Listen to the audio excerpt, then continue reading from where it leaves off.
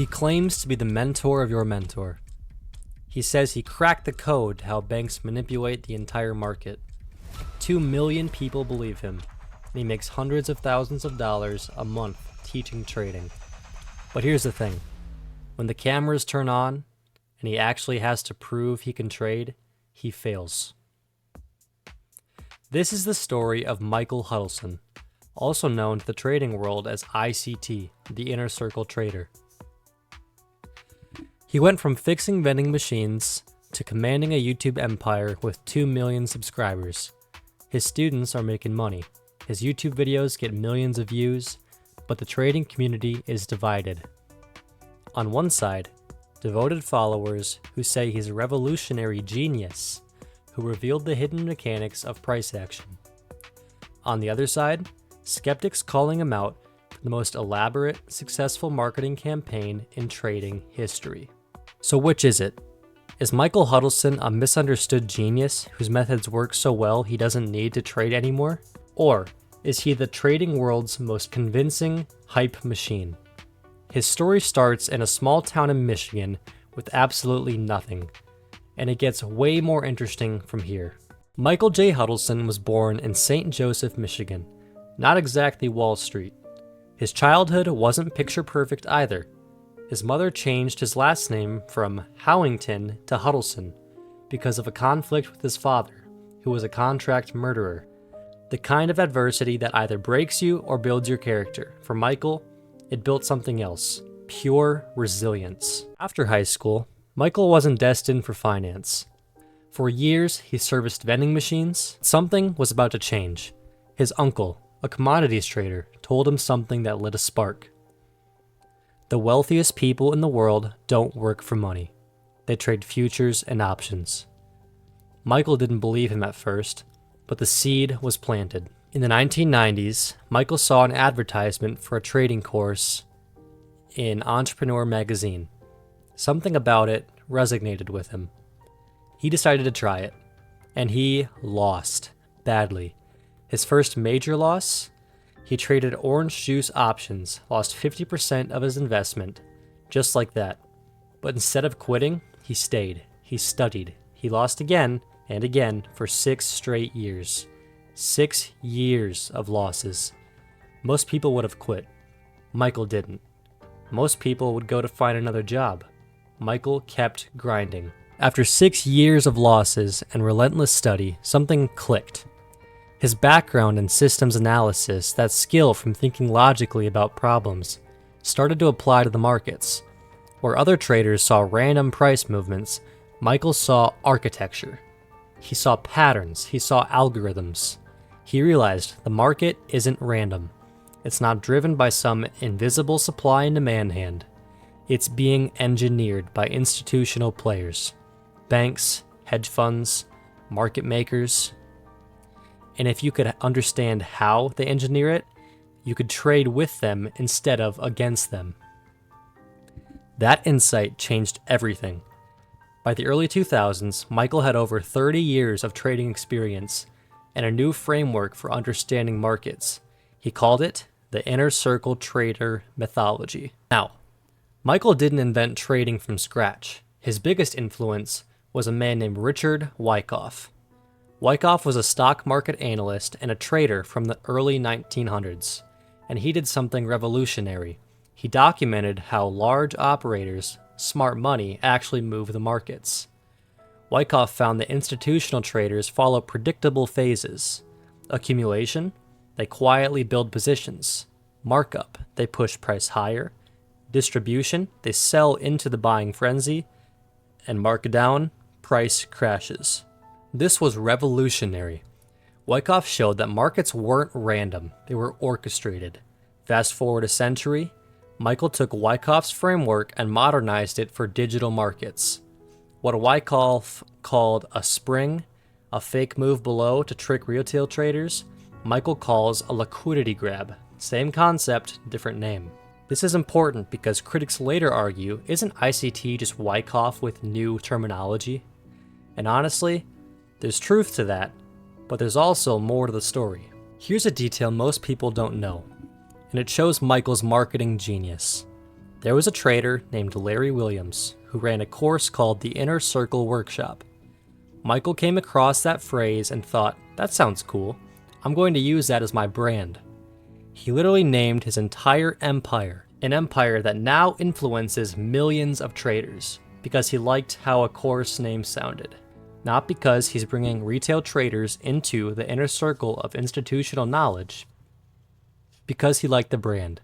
Beyond Wyckoff and Williams, Michael was shaped by other traders. Steve Morrow, a Forex educator, and Chris Laurie, a former Canadian Olympic bobsledder turned institutional trader.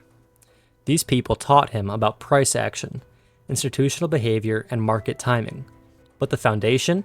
Wyckoff. 1900s, a century old. Michael's genius wasn't inventing something brand new, it was taking old concepts, modernizing them, and packaging them in a way that resonated with a new generation of retail traders, desperate to understand why they keep losing money to institutions. Michael's philosophy is simple but powerful. Retail traders lose because they trade against institutions. They don't lose because they're dumb. They lose because they're on the opposite side of the trade from the people with billions of dollars. Think about it. If you put a $1,000 position against Goldman Sachs, do you think you're winning? Michael's insight: don't fight them, join them. Understand their playbook and trade with the smart money. Smart money doesn't care about candlestick patterns or the Fibonacci sequence. They care about liquidity. They care about order flow. They care about hunting retail stop losses to accumulate positions at better prices. That's the secret Michael claims to have uncovered. So, what are these smart money concepts? ICT breaks it down into 4 foundations. Number 1, order blocks. An order block is a price level where institutions accumulated or distributed large positions. When price returns to this level, that's where the smart money hunts for liquidity. Think of it like this. Banks bought aggressively between $100 and $105. Later, price comes back to $103. The institutions activate, and retail traders get liquidated. Number 2, fair value gaps. When price moves fast, it leaves gaps, areas of inefficiency. These gaps are like vacuum cleaners. Price always comes back to fill them. Why? Because algorithms are programmed to smooth out these inefficiencies. It's automated. Number 3, liquidity pools. Institutions hunt for retail stop losses. If you ever place your stop at $99 because that's a round number, so does everyone else. Institutions know where the stops are. They sweep price just below, liquidate retail traders, then reverse higher. Number 4, kill zones. Not all times are equal for trading. ICT identifies specific time windows when institutions are most active. Asian session open, London session open, New York session open and PM. These are kill zones, where the big money moves. Michael claims there's an algorithm that institutions use to deliver price in predictable patterns. If you understand this algorithm, you can anticipate moves. Is this real?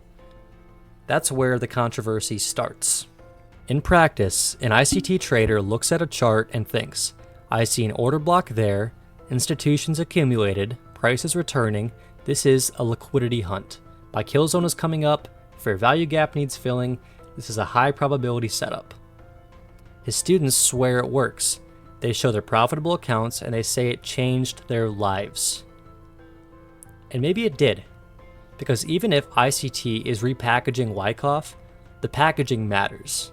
The way Michael explains it, the frameworks, the terminology, the step-by-step methodology, makes it accessible to people who would have never understood traditional technical analysis. That's powerful. In the early 2000s, Michael started selling mentorships, premium paid access to his trading strategies. By 2022, these mentorships cost up to $7,000 per person. Imagine that revenue stream. But something changed. Around the time retail trading exploded, during COVID, when everyone was day trading, Michael pivoted. He started uploading his entire teaching library to YouTube for free. Today, the Inner Circle Trader has over 2 million subscribers. His channel gets approximately 3 million views per month, and it's all free. Now, you might think, he gave up premium courses to do YouTube. That's less money, right? Wrong. Michael has been transparent about this. His YouTube channel makes him more money than his mentorships ever did. Way more estimated monthly earnings from YouTube alone, somewhere between $17,000 and $37,000 plus dollars per month. That's $200,000 plus per year from ads alone. Plus, he maintains an active Twitter/X presence, driving traffic to his content. The man is making some serious money from teaching about trading, not from trading. And he openly admits it. He said, "My YouTube and mentorship income exceeds my trading income." Michael's channel has created something unusual, a true following. Not just viewers, a following. Millions of traders now speak the ICT language. Order blocks, liquidity grabs, kill zones, fair value gaps. It's become a dialect. His students teach other traders. Those traders teach more. It's a pyramid of knowledge, but it's genuine. He's not charging them to spread the word. Some supporters call him a visionary genius. Others notice something else. The devotion. The way his followers dismiss criticism. The echo chamber effect. These aren't necessarily bad things, but they're worth watching. Because when a figure becomes this influential, you have to ask, is it the methodology working because it's actually good? Or is it working because of the psychological effects of believing in something? Some of his students actually do profit. But he's also a figure whose own trading performance is unverified. The question is, do his methods work for you specifically? Or are you just following a charismatic educator who figured out how to market to the trading community? The real insight. Here's what I actually think is happening. Michael Huddleston is a genuinely intelligent person who understands the markets. His methodologies have real merit. Wyckoff was revolutionary, and modernizing Wyckoff is valuable. But he's also a brilliant marketer. He understood that retail traders are desperate. They're losing money, and they want someone to blame. Not themselves, but the system. They want someone who can teach them the secret to beating the system. Michael didn't invent those desires, he just fulfilled them. Better than anyone else. The fact that his own trading performance is unverified, that's actually a feature, not a bug, in this business model. If he traded full-time and did terribly, people would notice. But if he teaches full-time and makes millions, that's defensible. That's respectable. He solved the fundamental problem of being a trading guru. He doesn't have to actually trade to succeed. Whether that's genius or deception, that depends on what you believe about whether the methodology actually works. So here's the question I'm leaving you with. If ICT's methodology works, if his students are making money, does it matter that his own trading is unverified? If a teacher can inspire thousands of people to be better traders, even if they're teaching repackaged Wyckoff, isn't that valuable? Or is the entire thing a sophisticated scam?